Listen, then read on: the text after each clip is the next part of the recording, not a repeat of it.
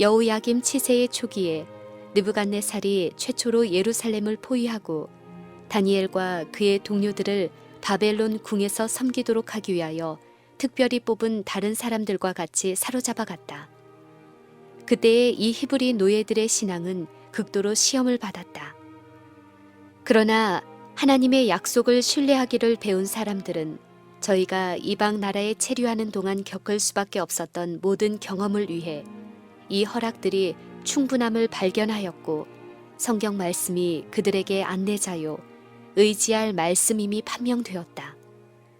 유다에 내리기 시작한 형벌들의 뜻을 해석하는 사람으로서 예레미야는 가장 격렬한 징벌 중에서도 하나님의 공의와 그의 자비로운 계획을 옹호하기 위하여 고상하게 서 있었다. 선지자는 끈기 있게 일하였다. 그는 모든 계급의 사람들과 접촉하고자 그 나라의 여러 지방을 자주 방문했으며 그렇게 함으로 그의 가마력의 범위를 예루살렘을 벗어나 인근 지역에까지 확대시켰다. 예레미야는 교회에 보내는 그의 증언 가운데 요시야의 치세 동안에 그처럼 크게 영광과 높임을 받았던 율법책의 교훈에 대하여 끊임없이 언급하였다. 그는 시내산 꼭대기에서 십계명을 말씀하셨던 은혜로우시고 자비로우신 하나님과의 언약 관계를 유지함의 중요성을 새로이 강조하였다. 예레미야의 경고와 탄원의 말이 나라의 각 곳에 전달되어서 모든 백성이 자기 민족에 대한 하나님의 뜻을 알 기회를 갖게 되었다. 선지자는 우리의 하늘아버지께서 당신의 형벌이 내리도록 허락하심으로 열방으로 자기는 인생뿐인 줄 알게 하신다는 사실을 설명하였다. 여호와께서는 당신의 백성에게 너희가 나를 거스려 내게 청종치 않을진대 내가 너희를 열방 중에 흩을 것이요 내가 칼을 빼어 너희를 따르게 하리니 너희의 땅이 황무하며 너희의 성읍이 황폐하리라 라고 미리 경고하셨다. 임박한 운명의 기별들이 방백들과 백성들을 권고하고 있는 바로 그때에 제일 먼저 죄를 자복하고 개혁과 선한 사업에 앞장서서 현명한 영적 지도자가 되어야 할 그들의 지도자 여호야김은 그의 시간을 이기적인 향락에 소비하고 있었다. 그는 내가 나를 위하여 광대한 집과 광활한 다락방을 지으리라고 말하였다. 그가 백향목으로 입히고 붉은 빛으로 칠한 그 집은 기만과 압제를 통하여 얻은 돈과 노력으로 건축되었다. 선지자는 분노하였으며 그는 영감을 받아 믿음 없는 통치자에게 형벌을 선고하였다. 그는 선언하였다. 불의로 그 집을 세우며 불공평으로 그 다락방을 지으며 그 이웃을 고용하고 그 고가를 주지 아니하는 자에게 화 있을진저 네가 백향목으로 집 짓기를 경쟁함으로 왕이 될 수 있겠느냐? 내 아비가 먹으며 마시지 아니하였으며 공평과 의리를 행치 아니하였느냐? 그때 그가 형통하였었느니라. 그는 가난한 자와 궁핍한 자를 신원하고 형통하였나니 이것이 나를 알미하니냐? 여호와의 말이니라. 그러나 내 눈과 마음은 탐낭과 무죄한 피를 흘림과 압박과 강포를 행하려 할 뿐이니라. 그러므로 나 여호와가 유다 왕 요시야의 아들 여호야김에 대하여 이같이 말하노라. 무리가 그를 위하여 슬프다 내 형제여 슬프다 내 자매여 하며 통곡하지 아니할 것이며 그를 위하여 슬프다 주여 슬프다 그 영광이여 하며 통곡하지도 아니할 것이라. 그가 끌려 예루살렘 문 밖에 던지우고 나귀같이 매장함을 당하리라. 몇 년 안에 이 무서운 형벌이 여호야김에게 임하도록 되어 있었으나 먼저 여호와께서는 자비를 베푸사 회개하지 않는 민족에게 당신의 정하신 목적을 통고하셨다. 여호야김의 치세 제4년에 선지자 예레미야가 유다 모든 백성과 예루살렘 모든 거민에게 요시야의 13년부터 오늘까지 20년 동안 그가 하나님의 구원하시려는 소망을 증거하였으나 그의 기별들이 멸시를 당했다는 사실을 지적하여 말하였다. 이제 그들에게 보내는 여호와의 말씀은 다음과 같았다. 그러므로 나 만군의 여호와가 이같이 말하노라.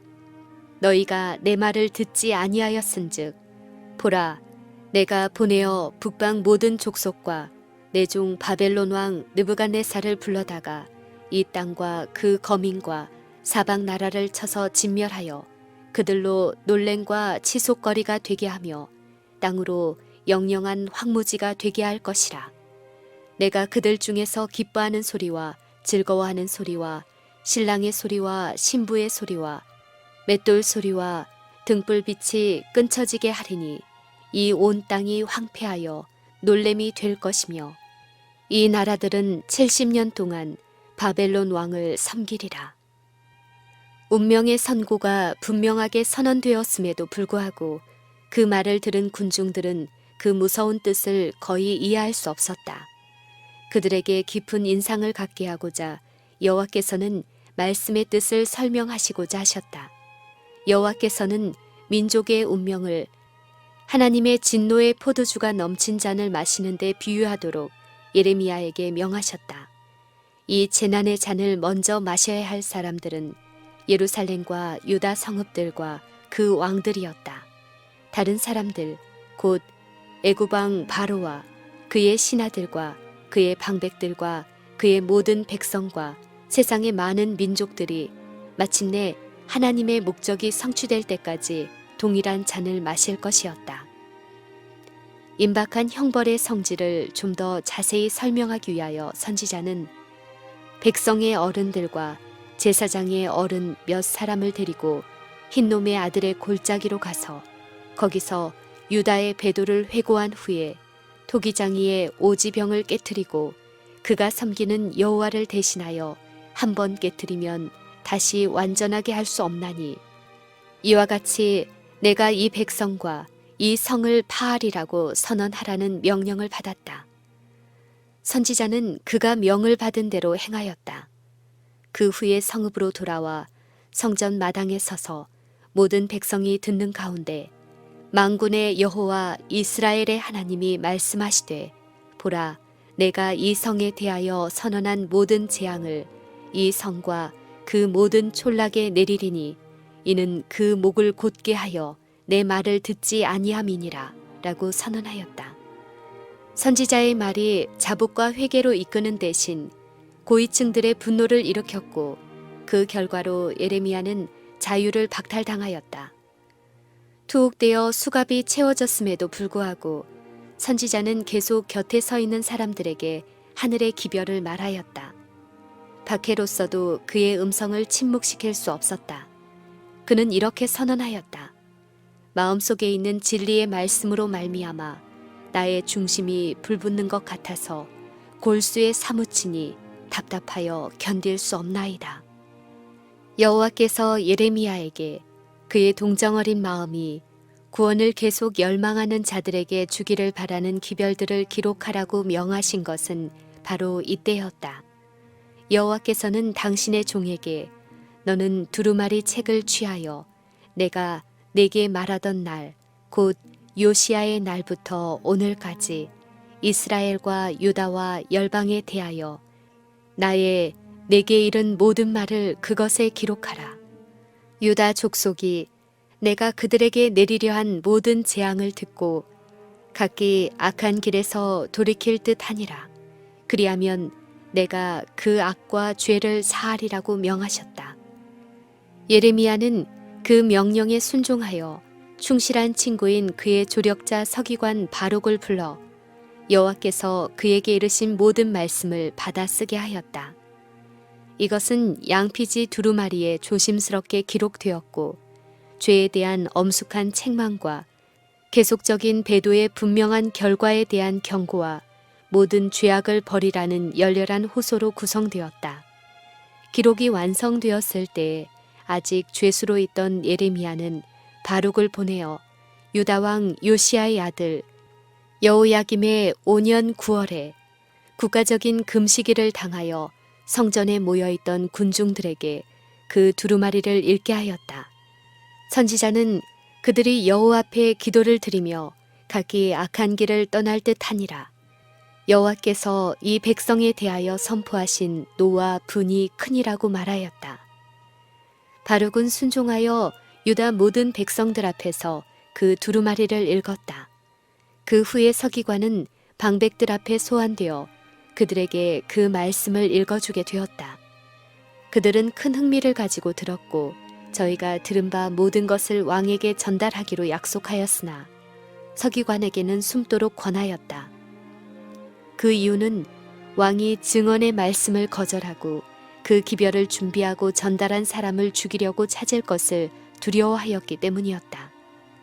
여호야김 왕은 방백들에게서 바룩이 한 두루마리를 읽었다는 소식을 듣고 즉시 그것을 그의 앞으로 가져와 그가 들을 수 있도록 읽으라고 명령하였다.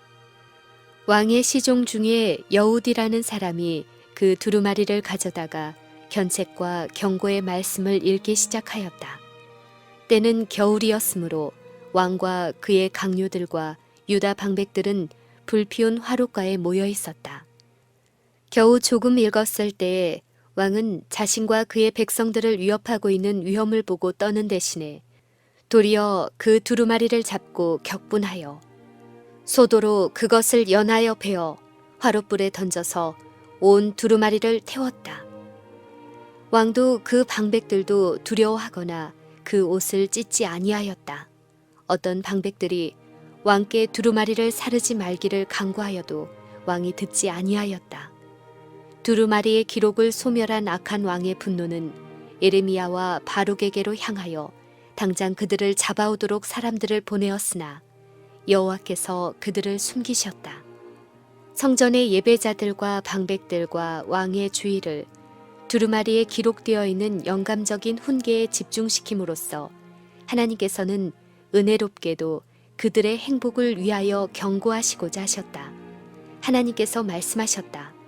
유다 족속이 내가 그들에게 내리려 한 모든 재앙을 듣고 각기 악한 길에서 돌이킬 듯 하니라. 그리하면 내가 그 악과 죄를 사하리라. 하나님께서는 우매한 사악과 투쟁하는 사람들을 동정하시고 가장 높은 지위에 있는 자들로 하여금 그들의 무지를 깨닫고 그들의 과오를 뉘우치도록 하시기 위하여 계획된 견책과 위험을 보내심으로 어두워진 총명을 개발시키고자 하신다. 하나님께서는 그들의 허황된 성취들에 만족하지 않고 하늘과 밀접한 관계를 통하여 영적 축복을 구하도록 자기 만족에 도취된 사람들을 돕고자 애쓰신다. 하나님의 계획은 죄인들을 기쁘게 하고 그들에게 아첨하는 사자들을 보내는 것이 아니며 성화되지 않은 사람들을 세속적인 안전으로 달래는 평화의 기별들을 전하시지 않으신다. 그 대신에 그분은 행악자들의 양심에 무거운 짐을 두시고 예리한 회오의 화살로 그의 영혼을 찌르신다. 섬기는 천사들은 하나님의 무서운 형벌을 그에게 나타내고 부족하다는 느낌을 깊게 하며 내가 어떻게 하여야 구원을 얻으리이까 하는 고통의 부르짖음을 바라게 한다. 그러나 굴욕을 당하게 하시고 죄를 책망하시고 교만과 야심을 부끄럽게 하시는 손길은 회개하고 상한 자를 높이시는 손길이다. 징계를 내리도록 허락하시는 하나님께서는 가장 깊은 동정심으로 내가 너에게 무엇을 하여 주랴 라고 물으신다. 사람이 거룩하고 자비로우신 하나님께 범죄했을 때 그가 걸어야 할 가장 고상한 길은 성실히 회개하고 눈물과 비통한 마음으로 과오를 자복하는 것이다. 하나님께서는 이것을 요구하시며 상한 심령과 통회하는 정신만을 간합하신다. 그러나 여호야김 왕과 그의 귀족들은 오만하고 교만하여 하나님의 초청을 거절하였다. 그들은 경고를 듣고 회개하려고 하지 아니하였다.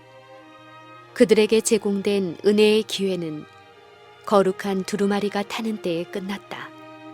하나님께서는 만일 그때에 저희가 당신의 음성을 듣기를 거절한다면 그들에게 무서운 징벌을 가하시리라고 선언하셨다. 그들은 듣기를 거절하였고 하나님께서는 유다에게 당신의 최후의 형벌을 선언하셨다.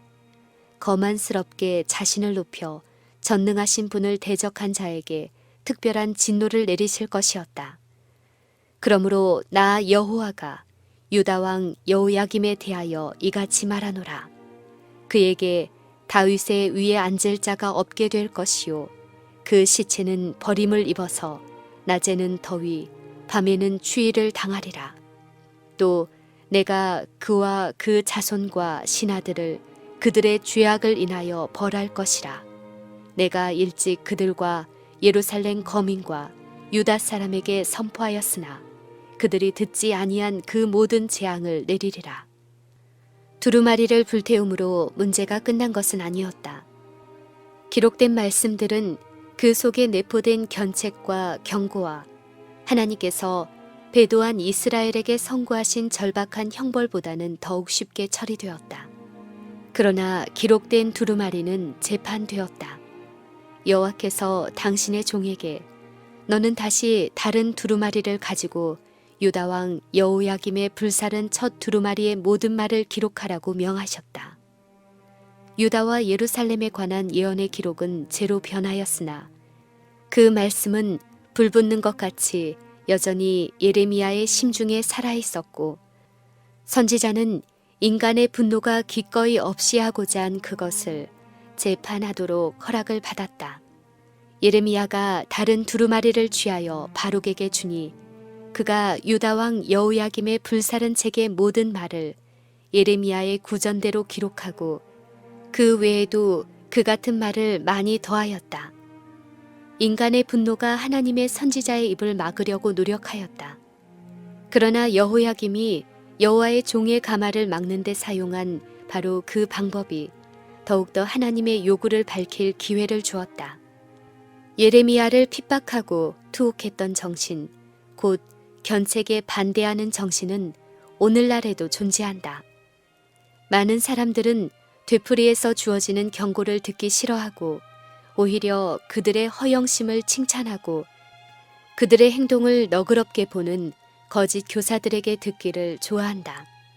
그런 사람들은 환난날에 안전한 피난처를 얻지 못하고 하늘의 도움을 얻지 못할 것이다.